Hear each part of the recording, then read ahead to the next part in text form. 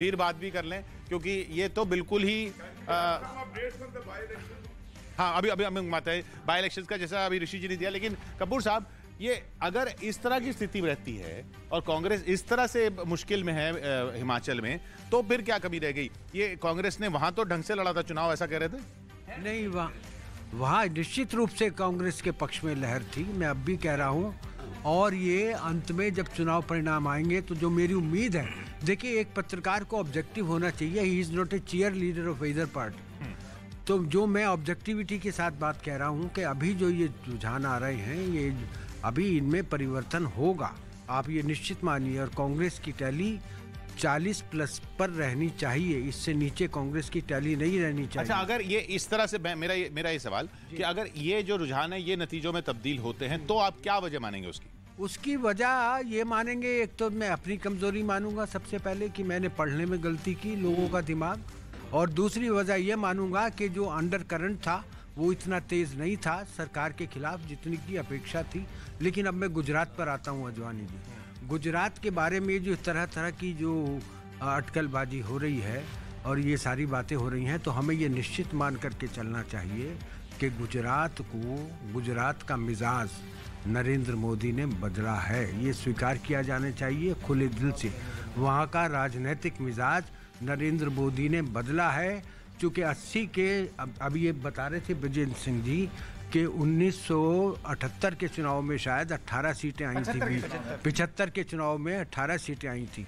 उससे पहले गुजरात कभी भी जनसंघ का गढ़ नहीं था, यह स्वतंत्र पार्टी का गढ़ था, जहां से मीनू मसानी और पीलू मोदी जिस पार्टी के नेता जीत करके आया करते थे।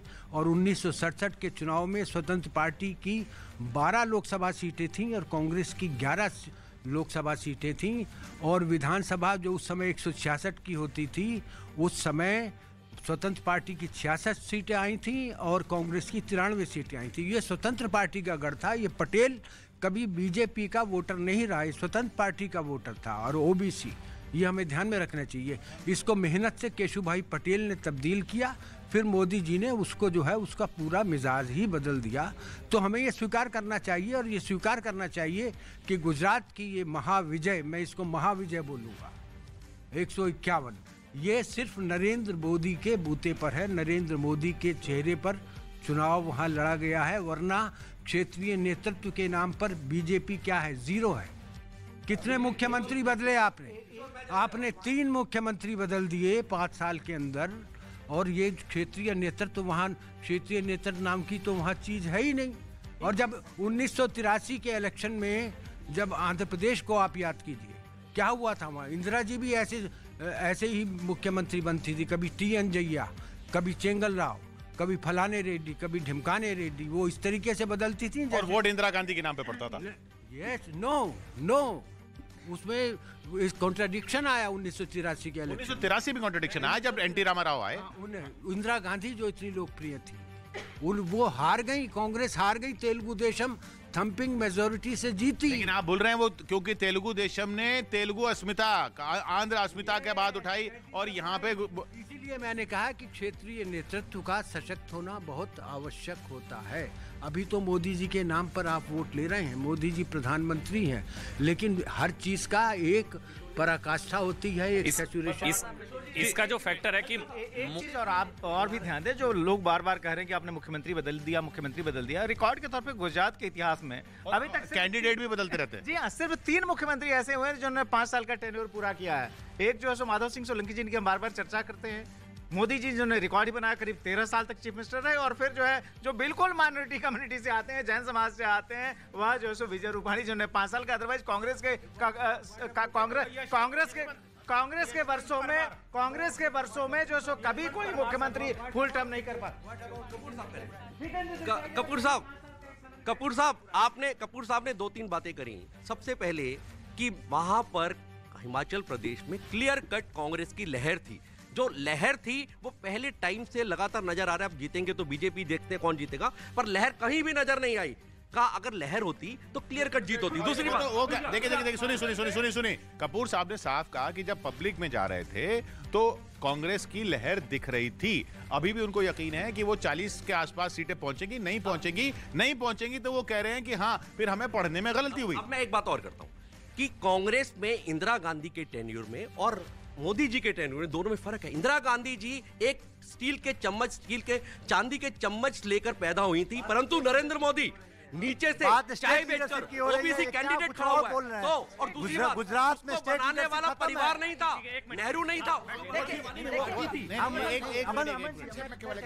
राहुल की बात।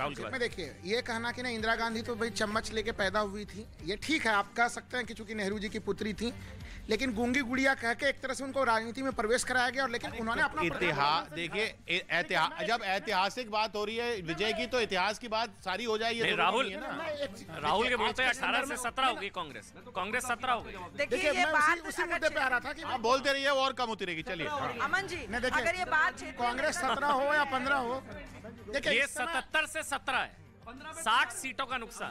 अमन जी, जो ये बात कांग्रेस के लिए सोचने वाली दो चीजें हैं इसमें। सबसे ठीक राहुल, हमारे पास प्रत्येक राज्य में क्षेत्र नेतृत्व। आप उत्तर प्रदेश की बात करें तो योगी जी हैं, आप हिमाचल की बात करें तो वहाँ अनेक चेहरे हैं। ये भूल गए हैं कि भाजपा एक संगठनात्मक पार्टी है। भाजपा एक संगठनात्मक पार्टी है। मोदी जी एक चेहरा है, प्रधानमंत्री पद है, लेकिन हमारे पास प्रत्येक राज्य में। लेकिन शांतनु, बार बार कहा जाता है मोदी है तो मुमकिन है, लेकिन ये कहा जाता है मोदी है। साहब की जो मेहनत है, जो संगठन में उन्होंने रात दिन झोंका है, आप उसको नहीं बुला सकते। ये जो कहा जा रहा है, एक मिनट राहुल, ये जो कहा जा रहा है मोदी है तो मुमकिन है, लेकिन यहाँ से कहा जाता है मोदी है तो ही मुमकिन है। ऐसा नहीं है। जैसे अभी दीदी ने कहा कि सीआर पाटिल, बहुत लोगों को उनका नाम चर्चा में नहीं है, वो बनारस के प्रभारी रहे, बहुत सारा उन्होंने डेवलपमेंट का काम करा है। उन्होंने बहुत सारी नए पन्ना प्रमुख को नए तरह से डिफाइन करा। बल्कि ये भी हो सकता है कि सीट जो इस हद तक जा रही है, तो क्या पता हम सीआर पाटिल को मुख्यमंत्री के चेहरे के रूप में ना दें। नहीं, लेकिन ये नंबर्स देखें एक बार, नंबर्स में जल्दी से एक बार फिर से दिखा देता हूं स्क्रीन पर। ये जो नंबर्स हैं, ये 149 तो छोड़िए, अब 153 जो नारा दिया गया था बीजेपी की तरफ से, अब की बार 150 पार, वो 153 तक पहुंच गया भारतीय जनता पार्टी का। गुजरात में बीजेपी ने 153 का आंकड़ा छू लिया। कांग्रेस गिरती गिरती 77 से 17 पर पहुंच गई है। 60 सीटों का नुकसान। बीजेपी का अब तक का सबसे शानदार प्रदर्शन, जिसका बार बार जिक्र किया जा रहा है। भूपेंद्र पटेल 30,000 वोट से आगे, लेकिन जिसका बार बार जिक्र किया जा रहा है 1985 माधव सिंह सोलंकी, 1985 के बाद 149 का रिकॉर्ड टूटा और ये 153 पर। आम आदमी पार्टी 8 पर है। अगर हिमाचल का रुख करें, हिमाचल में फिर से देखिए 32-33 हो गया है।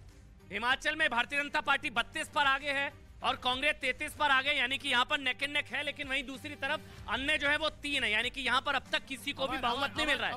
बीजेपी सुधांशु त्रिवेदी को एक बार सुन लेते हैं। सुधांशु त्रिवेदी, पहला गुजरात का चुनाव है जो सहज परिस्थिति में हुआ है, तो मुझे लगता है गुजरात में विकास के कार्य, जन कल्याणकारी योजनाएं और गुजरात की अस्मिता और उनके ऊपर श्री नरेंद्र मोदी जी के विराट व्यक्तित्व की अपार लोकप्रियता के कारण यह ऐतिहासिक जनादेश आ रहा है। और मैं ये भी कहना चाहूंगा कि गुजरात गृह मंत्री श्री अमित शाह जी का गृह राज्य है और हमारे मुख्यमंत्री भूपेंद्र पटेल जी के विषय में तो खुद मोदी जी ने कहा था कि नरेंद्र का रिकॉर्ड भूपेंद्र के नेतृत्व में टूटेगा। तो परिस्थितियां उस तरफ दिख रही हैं और बहुत स्पष्ट रूप से दिख रही हैं।